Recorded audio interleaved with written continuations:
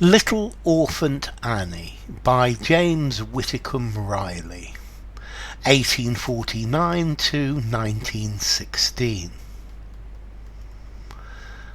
Little Orphant Annie come to our house to stay, and wash the cups and saucers up and brush the crumbs away, and shoo the chickens off the porch and dust the hearth and sweep, and make the fire and bake the bread and earn her board and keep. And all us other children, when the supper things is done, we set around the kitchen fire and has the mostest fun, a-listening to the witch tales that Annie tells about, and the Gobble-uns that gits you if you don't watch out. Once they was a little boy, wouldn't say his prayers, and when he went to bed at night, away upstairs, his mammy heard him holler, and his daddy heard him bawl, and when they turned the kivvers down, he wasn't there at all. And they seeked him in the rafter room and cubby hole and press, and seeked him up the chimney flue, and everywhere as I guess.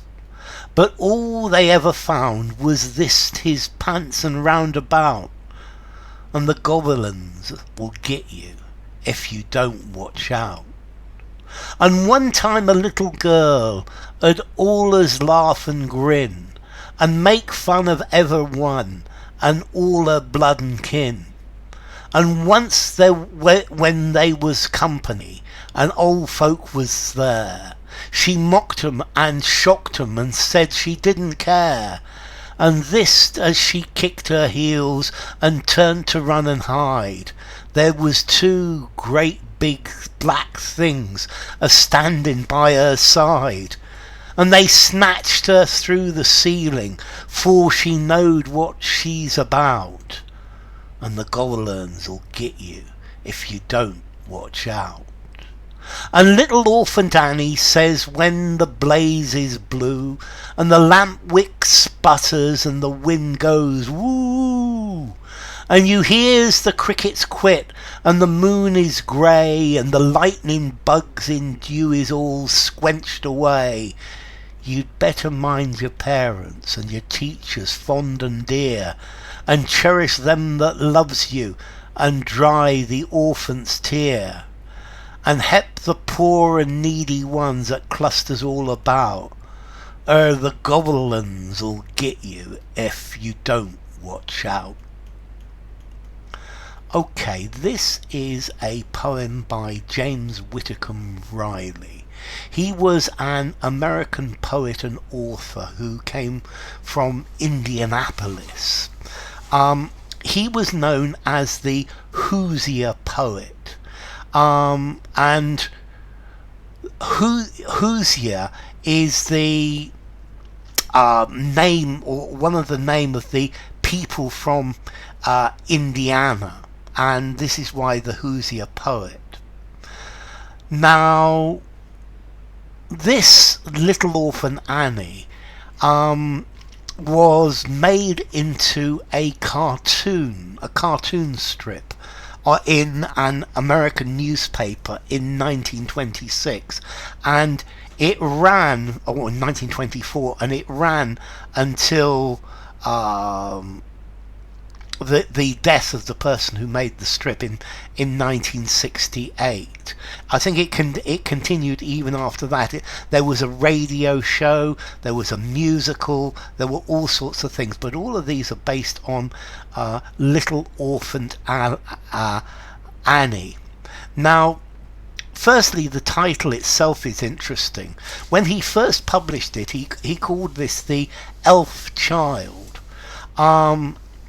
But then he decided to change it to Little Orphant Allison. But there was an error when it was typeset, and it was put as Little Orphan Annie, and that's why the name nowadays, Little Orphan Annie. Let's see, there was a a, an orphan girl who came to work at his house called Alison, and this is really where this came from. So anyway, little orphan as opposed to Orphant Annie. Some of the words are a bit twisted, but they're easy to understand. Little Orphant Annies come to our house to stay, and wash the cups and saucers, and brush the crumbs away. So Annie has come to his house. This was a 12-year-old orphan, Mary Alice Allie Smith, and she had come to his house to wash the cups and saucers, to work to pay for her keep, and shoo the chickens off the porch, and dust the hearth and sweep. So she had to, little Orphan Annie had to look after the house and shoo the chickens off the porch and dust the hearth and sweep. So the hearth is where the fire goes, and make the fire and bake the bread and earn her board and keep. So she has to work to be looked after. And all of us other children, when the supper things is done, we set around the kitchen fire and has the mostest fun. So when after supper's or dinner has been cleared away, they sit around the fire and they have a lot of fun, listening to the witch tales that Annie tells about. So Annie tells them stories about witches, frightening stories, and the Gobble-uns, the goblins that get you if you don't watch out. So they're goblins and they will get you if you don't watch out. Once upon a time, there was a little boy who wouldn't say his prayers, and when he went to bed at night, away upstairs, his mummy heard him holler and his daddy heard him bawl, and when they turned the kivvers down, he wasn't there at all. So there was a little boy and he refused to say his prayers. So one night he went to bed, and his mother and father, they heard him shout, holler and bawl, and when they turned the covers down, he wasn't there at all. The boy had disappeared. The boy had suddenly disappeared. They seeked him in the rafter room, so they looked for him in the attic and cubby hole. I think the cubby hole is a cupboard, and the linen press where the clothes were kept, and seeked him up the chimney flue. They looked for him up the pipe of the chimney, and everywheres, I guess, and they looked for him everywhere. But all they ever found, the only thing they ever found, was his pants, his trousers. And the goblins will get you, if you don't watch out. And one time, a little girl would always laugh and grin. So there's a little girl who's always laughing and smiling and grinning, and make fun of everyone and all her blood and kin. So she'd make fun of everybody. She'd tease everybody and all of her family. And once, when there was company, when people had come to the house, and old folks was there and old people were there, she mocked them and shocked them and said she didn't care. So she teased them and she shocked them and she said she didn't care. And this, as she kicked her heels and turned to run and hide. So she said this, and then she turned around and ran away and hid.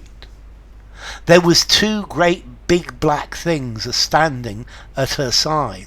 So suddenly there were these two huge black things standing beside her, and they snatched her through the ceiling. So they snatched her and pulled her through the ceiling before she knowed what she was about.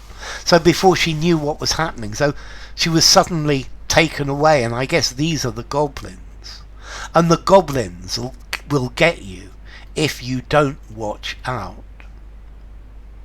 And little Orphan Annie says when the blaze is blue, and the lamp wick sputters and the wind goes woo. So the blaze, the fire is blue, the fire is burning down, it's starting to go out, and the fire is no longer this great big red, but it's this blue colour. And the lamp wick, the wick of the lamp sputters, and the wind is blowing. And you hear the crickets quit, and the moon is grey, and you hear that the crickets, they stop, and the moon goes grey, and the lightning bugs in dew is all squenched away. The lightning bugs, these are fireflies that shine in the night, and when they've all gone away, you'd better mind your parents and your teachers fond and dear. So you better listen to your parents and your teachers, and cherish and love and cherish the people that love you, and dry the orphan's tear. And you ought to be good and help the poor and help the people needy that are around you. All because if you don't, the goblins will get you if you don't watch out. So there you go. This is little Orphan Annie. Yeah, the little Orphan Annie.